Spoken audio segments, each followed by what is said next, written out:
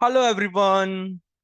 चलो बच्चों, कुछ जो मिसलेनियस टॉपिक बच गए हैं इस चैप्टर में फ्रिक्शन सर्कुलर के मिला के, उन क्वेश्चंस को आज हम डील करेंगे। तो काफी फेमस सेटअप का नाम है कोनिकल पेंडुलम। बच्चों, ये सिंपल पेंडुलम नहीं है। सिंपल पेंडुलम बेसिकली ऐसे टू एंड फ्रो ओसिलेट करता है, ऐसे टू एंड फ्रो ओसिलेट करता है। यहाँ पे क्या होगा, यहाँ पे आपके पास एक स्ट्रिंग है बच्चों, और स्ट्रिंग के इस एंड से पार्टिकल बंधा हुआ है, और वो पार्टिकल ऐसे हॉरिजॉन्टल प्लेन में सर्कुलर मोशन करेगा। हॉरिजॉन्टल प्लेन में सर्कुलर मोशन करेगा, लेकिन जो ये थीटा है, जो ये थीटा वर्टिकल के साथ बनेगा इस वाली लेंथ का, वो चेंज नहीं होगा। ठीक है बच्चों। So here theta is constant, theta is not changing, सबसे पहली बात।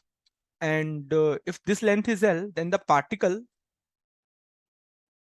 Will perform circular motion with constant speed v। ठीक है। तो सर्कुलर मोशन में बच्चों I should add one point, circular motion का जो प्लेन होगा दैट विल बी हॉरिजॉन्टल। ठीक है, हॉरिजॉन्टल प्लेन। ठीक है। So particle will perform circular motion which lie in a horizontal plane with constant speed v, and the radius of circular motion, that will be how much बच्चों?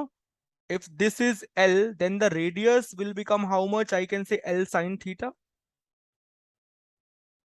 L sine theta.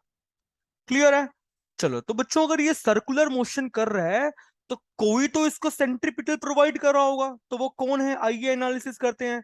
तो अगर मैं इस particle का, जिसका मास m है बच्चों, FBD बनाऊंगा, so there will be tension T along the string, and mg will be vertical downward.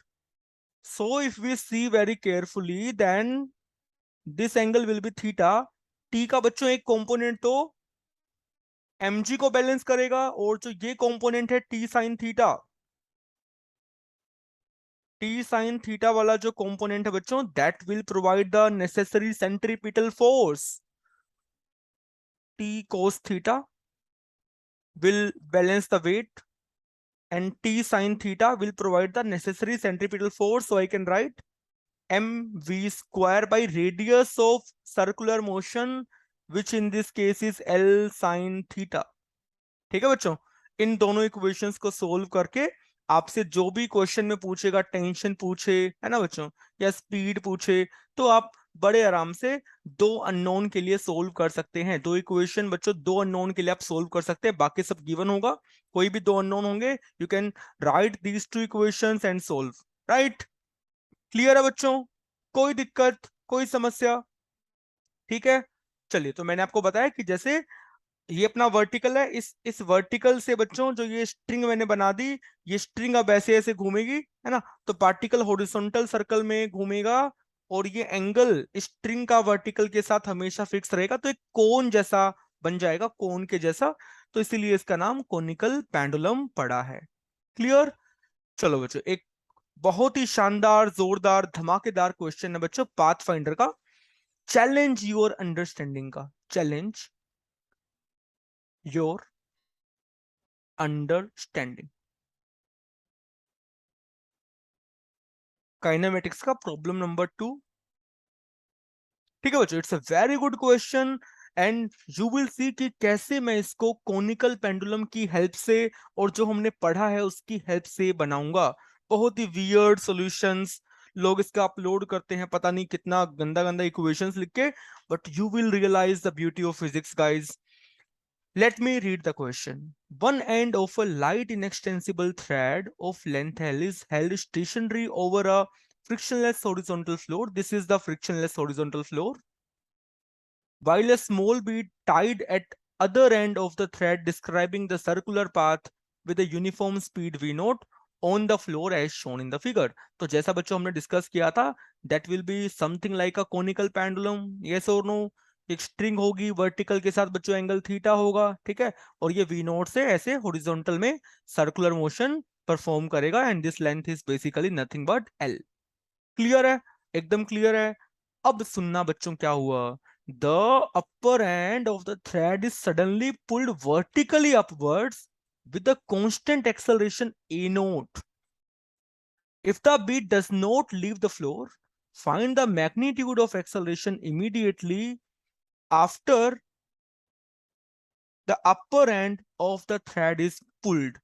ठीक है बच्चों, तो सडनली क्या हुआ, आपने इस एंड को एक्सेलरेशन दिया ए नोट का, तो एक्सेलरेशन देने के जस्ट बाद का जो इंस्टेंट है आपको बताना है इस पार्टिकल का एक्सेलरेशन का कितना मैग्नीट्यूड होगा, that is the problem. Is the question clear बच्चों, यस और नो?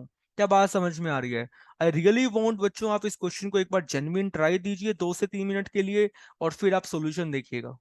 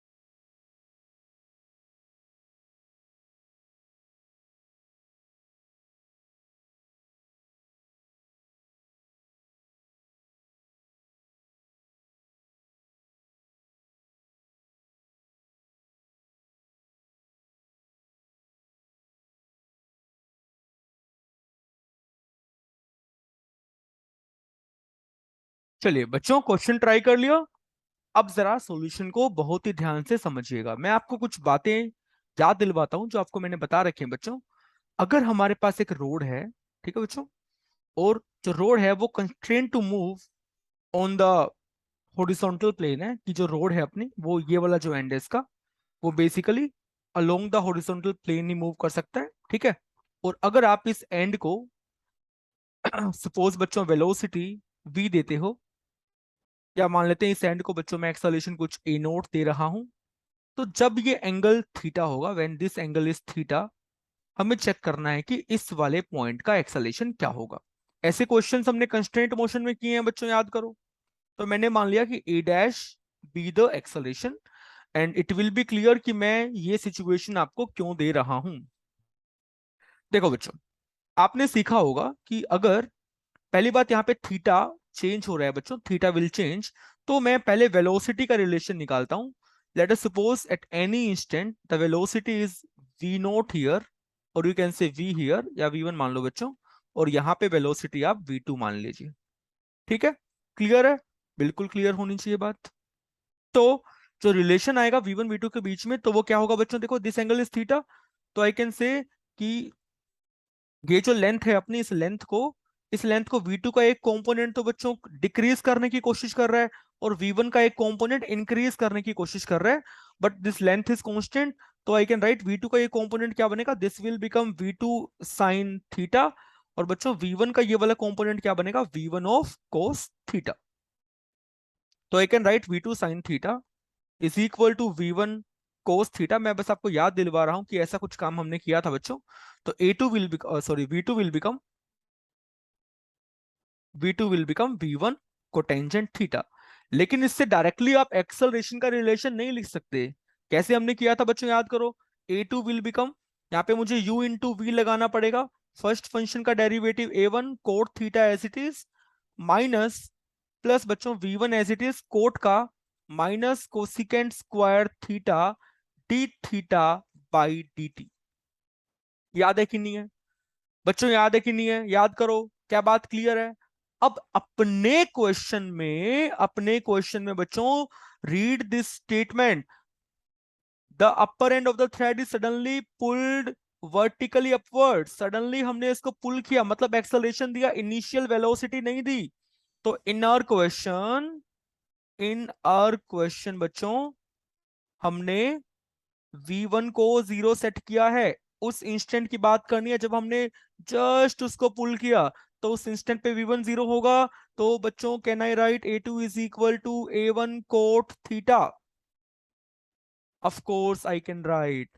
तो अगर मैं अपने प्रॉब्लम की बात करूं बच्चों, अगर मैं अपने प्रॉब्लम की बात करूं, अपने प्रॉब्लम के according, if I construct a road here of length L and if you suddenly provide the acceleration a naught in the vertical upward direction, this end will automatically get acceleration in the horizontal plane। और वो acceleration कितना होगा बच्चों? that will be a naught cotangent theta। बोलो clear? yes or no? बेटा बात समझ में आ रही है नहीं आ रही? of course that will be along the center, of course that will be along the center। चलो बच्चों मैं एक बार सर्कल नहीं बना रहा हूं। तो मैंने एक चीज तो देख ली, तो बच्चों मैंने रोड वाले मोशन का तो एनालिसिस कर दिया, लेकिन एक्चुअल में ये ऐसे हॉरिजॉन्टल सर्कल में भी तो घूम रहा है। बोलो घूम रहा है कि नहीं घूम रहा? बिल्कुल घूम रहा है। तो जो अपना एक्चुअल प्रॉब्लम है, एक्चुअल प्रॉब्लम, उसको मैं सोच सकता हूं कि this is combination of this constraint motion problem plus the conical pendulum, plus the conical pendulum. Of course बच्चों we can think, of course बच्चों we can think, right? So this is the conical pendulum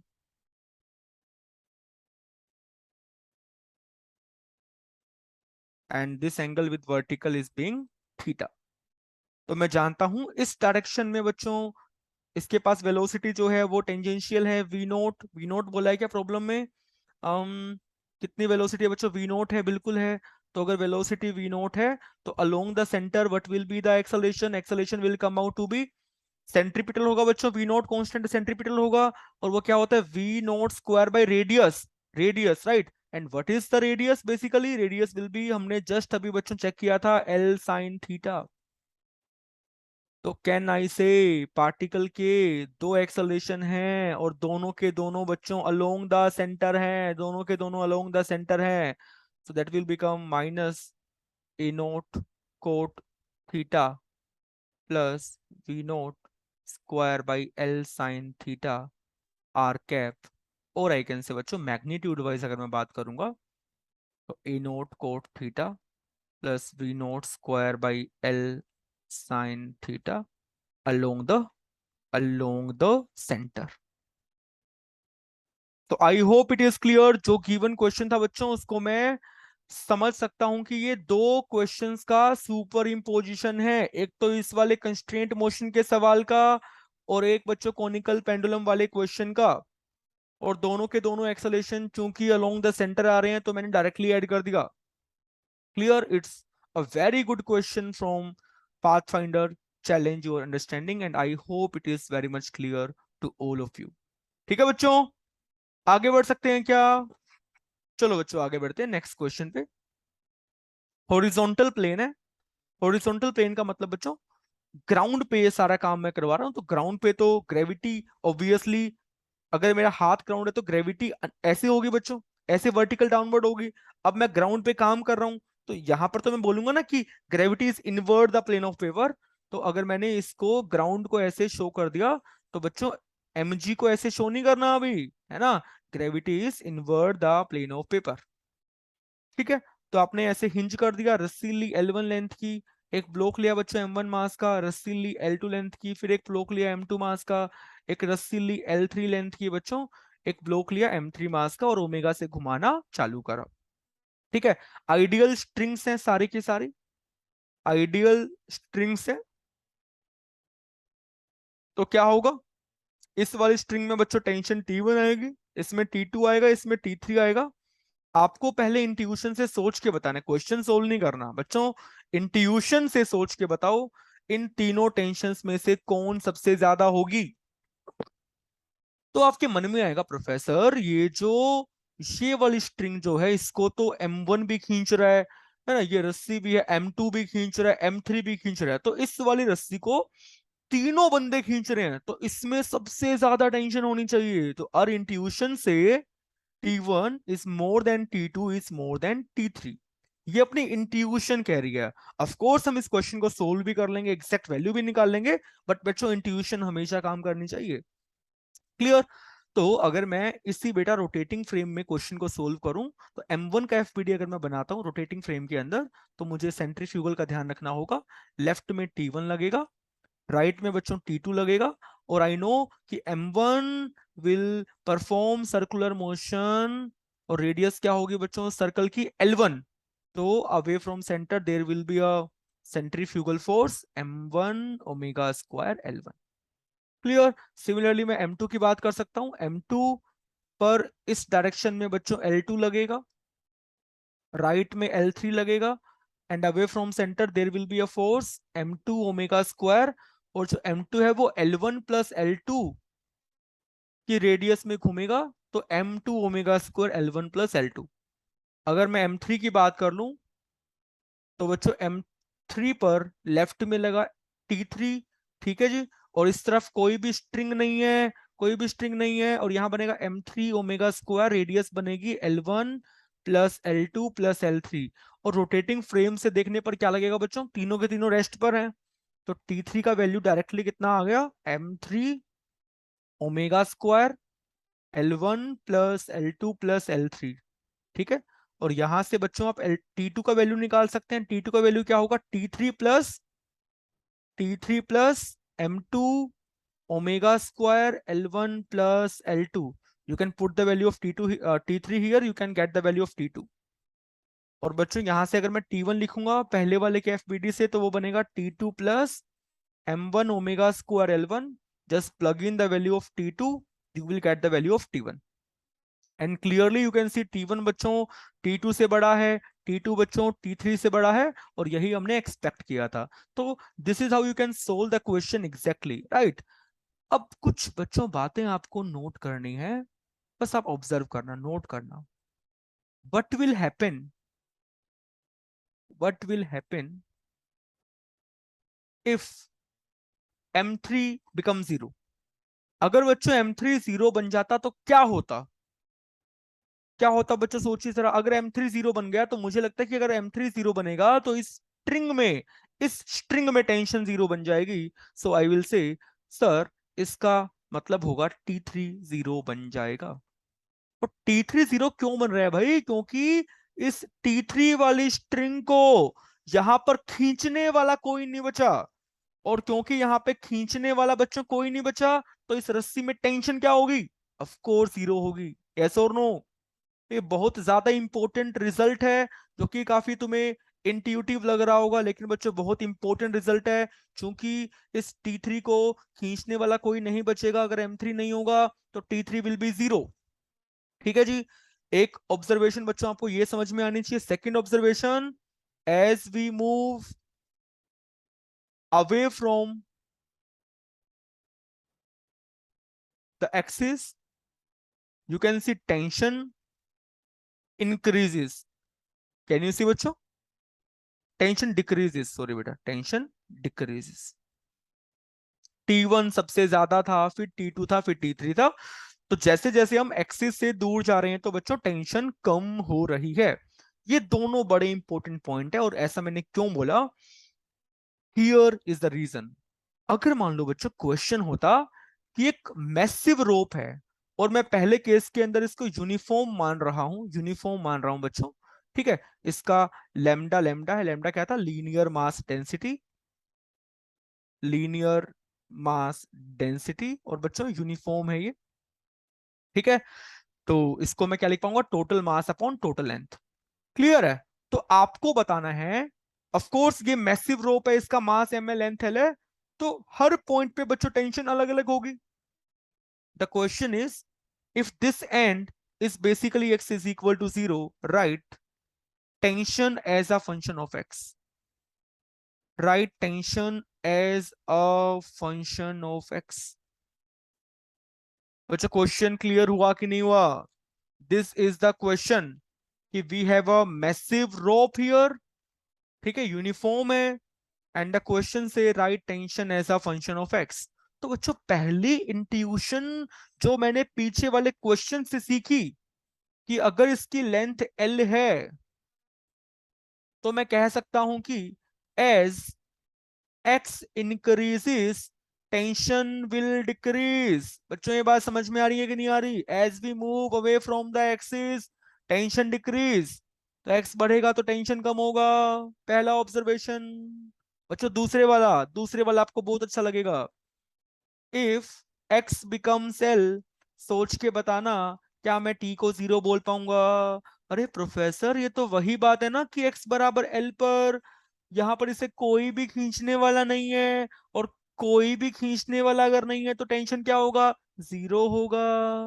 तो बच्चों ये बहुत ही super बात है, और यही अपनी बाउंड्री कंडीशन भी होगी कि मुझे x बराबर l पे टेंशन की एग्जैक्ट वैल्यू पता है, 0 होगी। अब तो क्वेश्चन डूएबल है बच्चों, बहुत ही आसान सवाल है।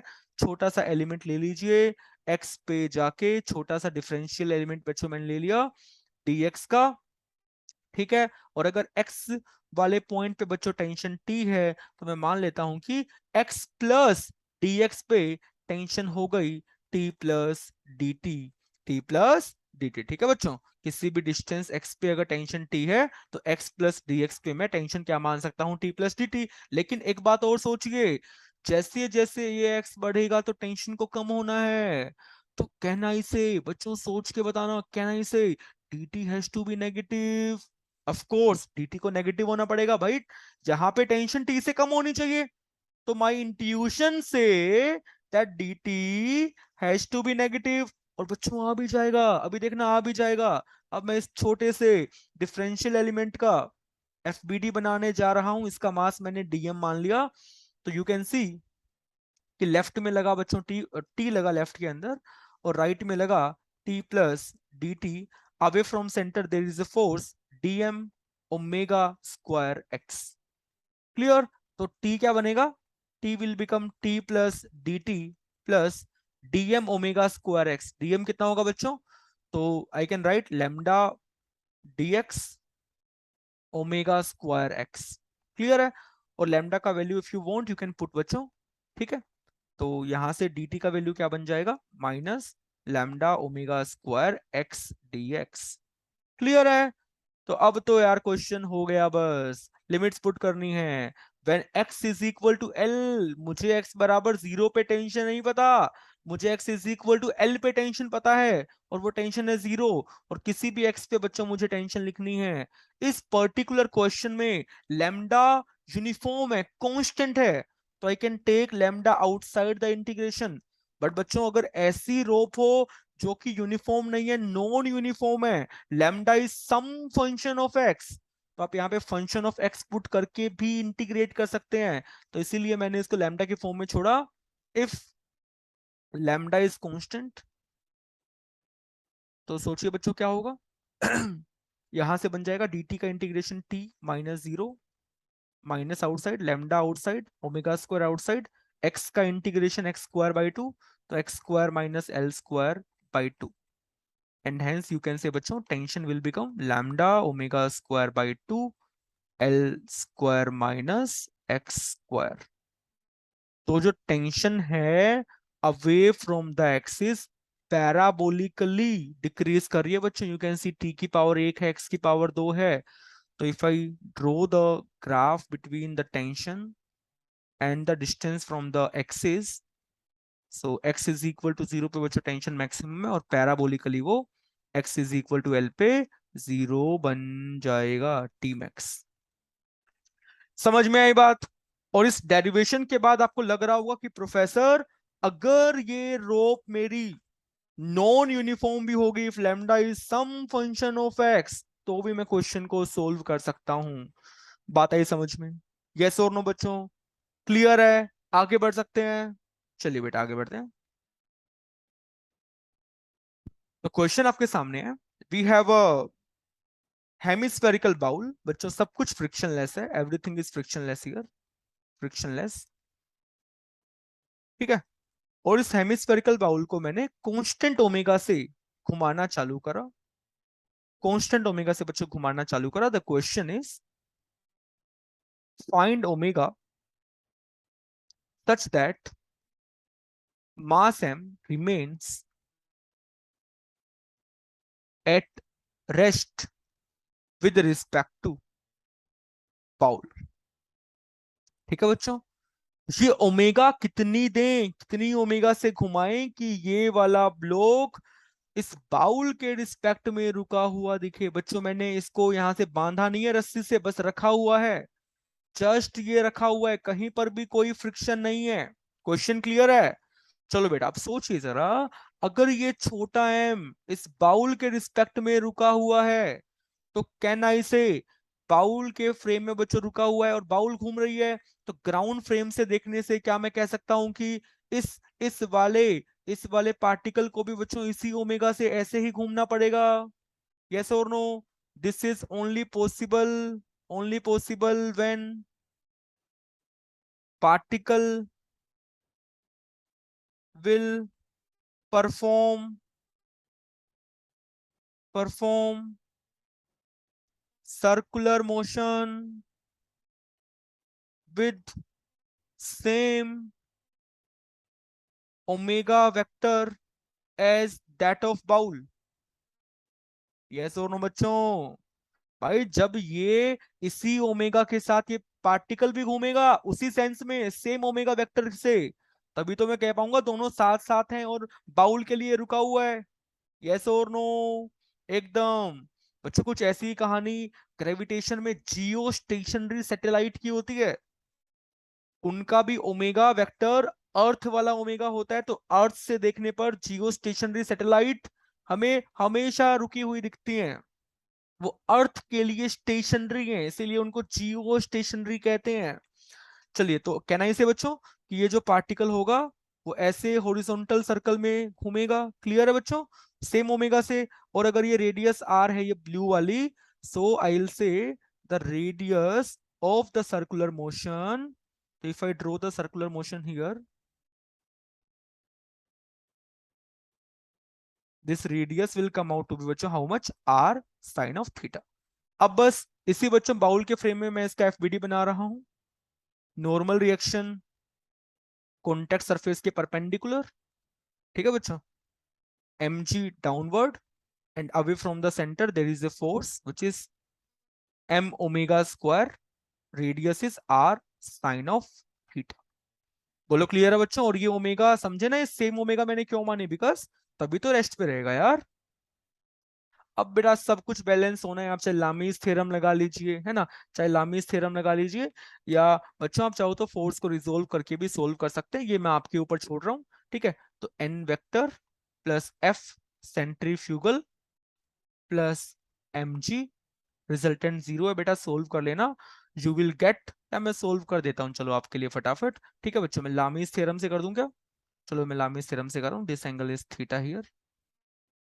या रिजोल्व कर लो यार, क्या लामी करेंगे। N cos theta is equal to M G and N sine theta is equal to M omega square R sine theta. ठीक है बच्चों, तो साइन थीटा कैंसिल हो जाएगा, दोनों को भाग कर दो, दोनों को भाग करेंगे तो एन से एन कटा, cos theta is equal to M से एम कटा G by omega square R, तो बच्चों omega will become G by are cos of theta का अंडर रूट।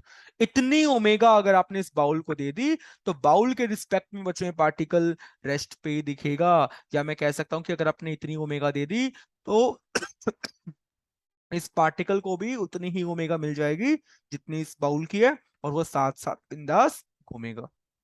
क्लियर? लेकिन बच्चों अगर आपने ओमेगा इससे ज्यादा दी तो कहना इसे ये सेंट्रीफ्यूगल फोर्स बढ़ जाएगा, तो इस पार्टिकल की टेंडेंसी ऊपर जाने की होगी, और अगर मैंने ओमेगा इससे कम दी तो बच्चों पार्टिकल की टेंडेंसी नीचे आने की होगी, तो मुझे फ्रिक्शन चाहिएगा। यस और नो? एकदम। तो अगला सवाल बच्चों वही है, इस बार फ्रिक्शन प्रेजेंट है, find range of omega such that the block remains at rest with respect to bowl। Clear? तो आप तो जानते हैं कि हम एक ही केस करेंगे, मैक्सिमम के लिए सोल्व कर लेते हैं बच्चों, ओमेगा मैक्स के लिए सॉल्यूशन कर रहे हैं, if omega is more than under root क्या था बच्चों, यहां पर है g by are cos theta. तो पार्टिकल की टेंडेंसी ऊपर जाने की होगी, है ना बच्चों। तो फ्रिक्शन डाउन द इंक्लाइन, क्या down the surface of bowl लगेगा।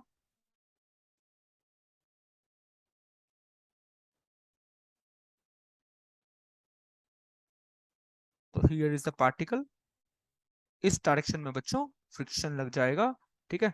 और नॉर्मल रिएक्शन ऑफ कोर्स इस डायरेक्शन में है। तो आप चाहें तो इसको उसी मेथड से कर सकते हैं, स्मार्ट मेथड से, वेक्टर ट्रायंगल से, ठीक है बच्चों। कैसे? I know that that will be the contact surface, contact force, sorry, that will be the contact force. Downward बच्चों mg लगेगा, और away from centre there will be a force called m omega square r sine theta. Clear? आप चाहें तो उससे भी कर सकते हैं बच्चों, और अगर आप चाहें तो एक रिजोल्व करके भी कर सकते हैं, जैसे आपको अच्छा लगे आप वैसे कीजिए, कोई भी दिक्कत नहीं है। तो आइए मैं इसी वेक्टर ट्रायंगल से बच्चों कर रहा हूं इस सवाल को, ठीक है। तो कॉन्टेक्ट फोर्स, और वी ऑल नो बच्चों, we all know that this angle which contact force make with normal is lambda. और जब ब्लॉक जस्ट मूव करने वाला हो, in that case tangent lambda is basically बच्चों म्यू के बराबर। क्लियर है? याद है कि नहीं है? तो f contact force plus F centrifugal force plus में mg, रिजल्टेंट बच्चों जीरो है, तीन फोर्स है, we can construct a vector triangle very very easily, right. तो यहाँ पे बच्चों मैंने mg कर दिया, यहाँ पर मैंने सेंट्रीफ्यूगल कर दिया, ठीक है। तो थर्ड फोर्स ऑटोमेटिकली ऐसा आ जाएगा। तो here is mg, this is m omega square r sine of theta, and this is a contact force. Clear? And अगर मैं एंगल्स की बात कर लूं बच्चों, अगर मैं एंगल्स की बात कर लूं, you can clearly see that कि अगर बच्चों आप पीछे वाले डायग्राम में देखिए, जो नॉर्मल और वर्टिकल के बीच में एंगल थीटा है, राइट। तो यहां पर भी बच्चों एंगल थीटा मेंटेन होगा। तो I can see the angle between mg and the contact force will be lambda plus theta. So this angle will be lambda plus theta here. So in this triangle I can see tangent of lambda plus theta, वो क्या बनेगा बच्चों, mg divided by m omega square r sine of theta. m से m कटा, तो omega max का जो value है वो आपके सामने आ चुका है बच्चों, ठीक है। g, एक बार कैलकुलेशन आप सभी लोग देख लेंगे फटाफट, कोई दिक्कत ना हो बच्चों। mg और कॉन्टेक्ट फोर्स के बीच का एंगल ना बच्चों, mg और कॉन्टेक्ट फोर्स के बीच का एंगल, mg और कॉन्टेक्ट फोर्स के बीच का एंगल ये वाला बनेगा बेटा, लैम्डा प्लस थीटा। तो या let me correct my self.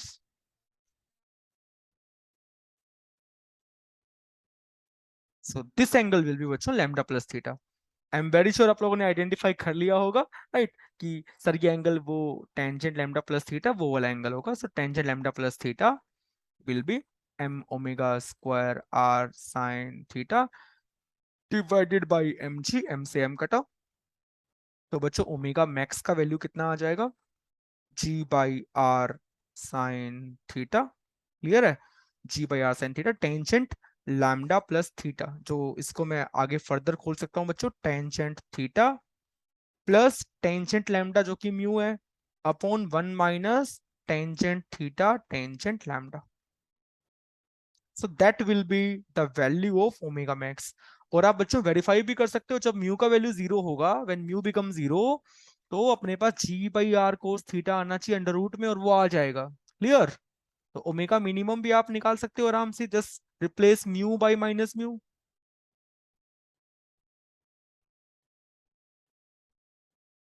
Tangent theta minus mu divided by one plus mu tan theta. बच्चों मजा आया नहीं आया, सोच के बताओ। वो जो डेफिनेशन थी एंगल ऑफ फ्रिक्शन की, काम की थी कि नहीं काम की थी? बोलो मजा आया या नहीं आया? कर पा रहे हो कि नहीं कर पा रहे? क्लियर? आगे बढ़ सकते हैं बच्चों? चलिए बच्चों आगे बढ़ते हैं।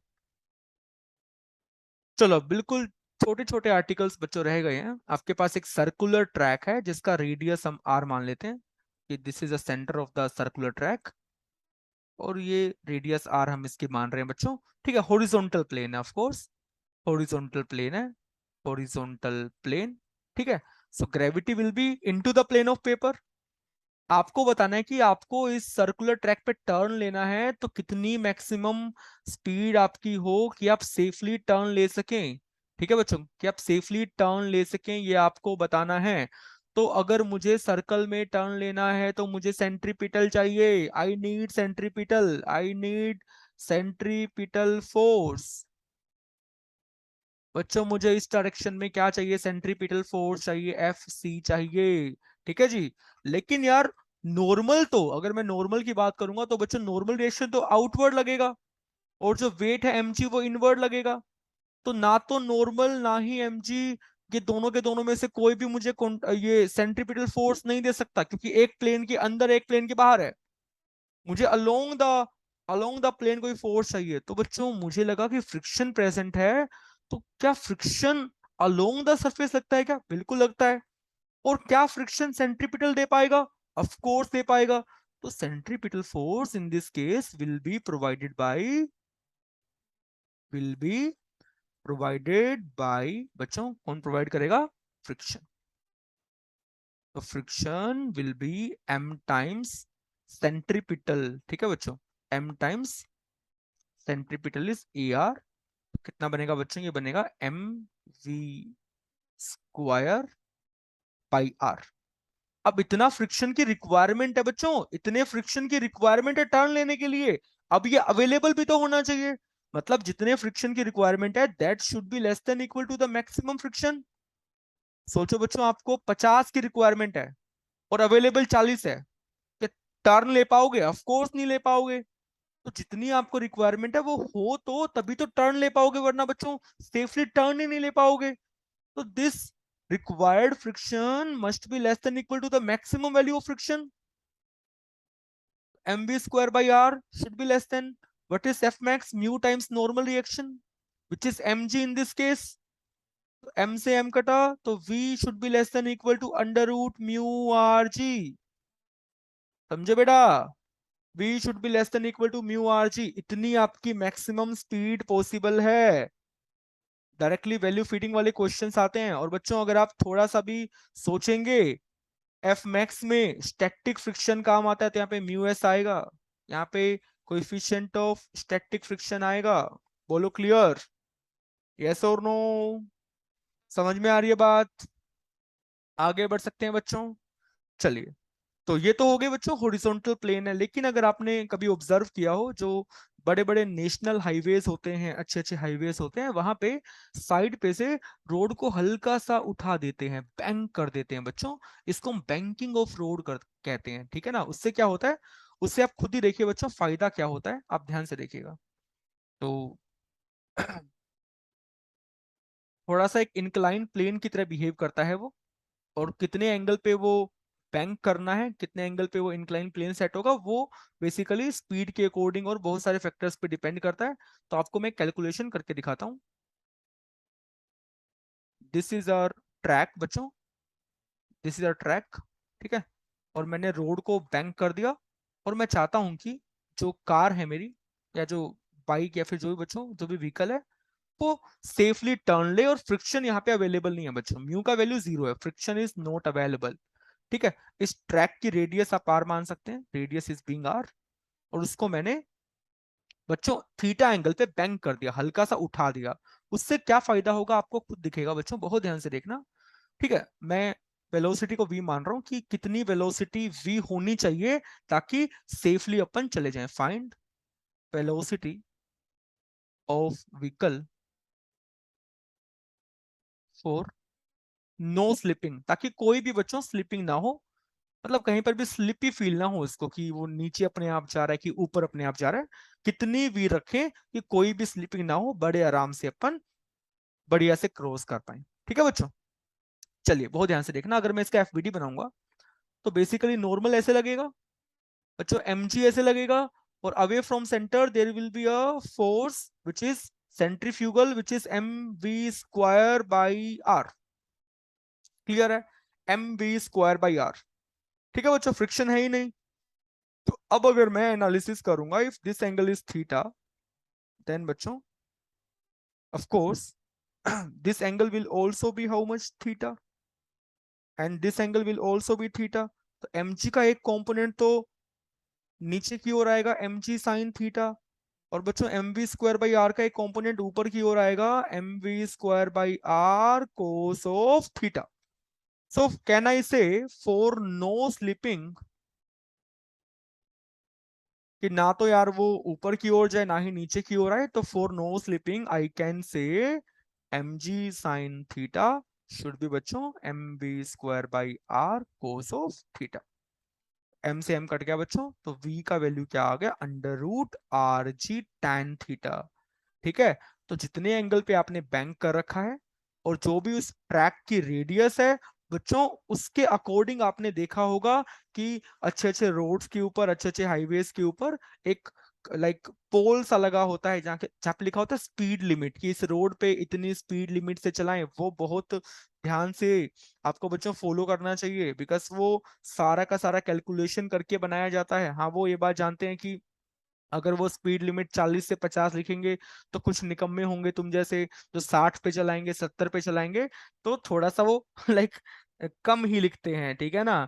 चलो खैर बच्चों, ये फ्रिक्शन नहीं था तब की बात है, लेकिन अगर फ्रिक्शन होगा, अब तुम समझ जाओगे कि सर इस बार तो वेलोसिटी की लिमिट आएगी। और इसीलिए बच्चों अपनी रियल लाइफ में, डेली लाइफ में तो फ्रिक्शन प्रेजेंट होता है। इसीलिए जो हमारे वो पोल्स होते हैं हाईवेज के ऊपर, वहां पे स्पीड लिमिट में रेंज लिखी होती है। ठीक है ना बच्चों? आप बेसिकली स्ट्रिक्टली उस स्पीड पे थोड़ी ड्राइव करते हो। मान लो कि 40 लिखा हुआ है, तो आप 40 पे ड्राइव थोड़ी करोगे। कभी आपकी गाड़ी 39 पे भी होगी, 30 पर भी होगी, कभी कभी 45 पर भी होगी। अगर स्ट्रिक्टली वही स्पीड हो गई तो like it is not possible to follow the same speed ना। तो हमें रेंज चाहिए, और रेंज के लिए यू ऑल नो बच्चों व्हाट वी विल डू बच्चों, फ्रिक्शन की रिक्वायरमेंट पड़ेगी। So mu is not equal to zero. And now the question, repeat banking of roads, banking of roads. ठीक है बच्चों, वी मैक्स का कैलकुलेशन आपको करना है, और वी मिनिमम का भी ऑफ कोर्स आप कैलकुलेशन बच्चों कर ही सकते हैं, कोई दिक्कत नहीं है। वी मिनिमम का भी अपन कैलकुलेशन कर सकते हैं, क्योंकि जस्ट हमें वी मैक्स वाले एक्सप्रेशन के अंदर म्यू को माइनस म्यू करना है।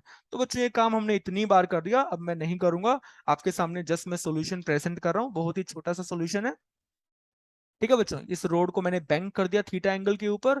अगर मैं एफ बनाऊंगा तो नॉर्मल mg है ना बच्चों, और ये वाला अपना सेंट्रीफ्यूगल फ्रिक्शन लगेगा नीचे की ओर, बिकॉज मैं वी मैक्स की कैलकुलेशन कर रहा हूँ। If v is more than under root r g tan theta, तो बच्चों गाड़ी की टेंडेंसी ऊपर जाने की होगी, तो फ्रिक्शन नीचे की ओर लगेगा। ठीक है? तो ये कॉन्टेक्ट फोर्स बन जाएगा at the time of like जब वो जस्ट मूव करने वाला हो। तो जो एंगल नॉर्मल कॉन्टेक्ट फोर्स के साथ बनाता है दैट इज लैम्डा। क्लियर है? तो ये पहले वाला ही सवाल बच्चों बन गया। तीन फोर्स हैं ना, contact force, centrifugal force mg, और यू कैन सी mg और कॉन्टेक्ट फोर्स के बीच में एंगल लैम्डा प्लस थीटा है, तो सेम ही ट्रायंगल बन जाएगी। ठीक है? mg centrifugal contact force. तो इस ट्रायंगल में अगर आप टेंजेंट लैम्डा प्लस थीटा देख लेंगे तो वो बन जाएगा m v square by r upon mg। ठीक है बच्चों? तो वी मैक्स का वैल्यू कितना आ गया, under root r g tangent lambda plus theta, जिसको आप और भी सिंप्लीफाई कर सकते हैं चाहे तो। R g tangent lambda plus theta क्या होगा बच्चों, tangent theta plus tangent lambda जो कि म्यू होगा, upon one minus tangent theta tangent lambda. Clear है? तो बच्चों can I write v minimum also? Of course we can write, just replace mu by minus mu. You will get r g tan theta minus mu divided by 1 plus mu tangent theta। Clear है बच्चों? कैसे questions कर पाओगे? I hope आपको confidence अच्छे से आ गया होगा बच्चों। कोई भी दिक्कत हो please message me on the application, I will help you. ठीक है? चलो बेटा, अपना बस एक लेक्चर जितना काम हो गया। देखो मैं आपको शो भी कर देता हूँ। टेंशन इन रोटेटिंग रिंग है ना बच्चों, एक कोन के ऊपर चेन को ऐसे रखेंगे, फिर बच्चों कोन को घुमाएंगे, तब भी हम टेंशन कैलकुलेट करेंगे, है ना। कुछ अच्छे अच्छे क्वेश्चन जो सर्कुलर और फ्रिक्शन के कॉम्बो वाले होते हैं, 2 से 3 सवाल बच्चों कराएंगे, है ना। फिर आपको 1-2 और स्पेशल क्वेश्चंस कराएंगे। फिर आपको एक लास्ट टॉपिक बताया जाएगा, पुली विद फ्रिक्शन, उसमें कैसे टेंशन वेरी करती है। ठीक है बच्चों, तो ये सब चीजें हम डिस्कस करेंगे, फिर अपना चैप्टर खत्म हो जाएगा। तो एक और क्लास के बाद बच्चों अपना ये चैप्टर पैक हो जाएगा।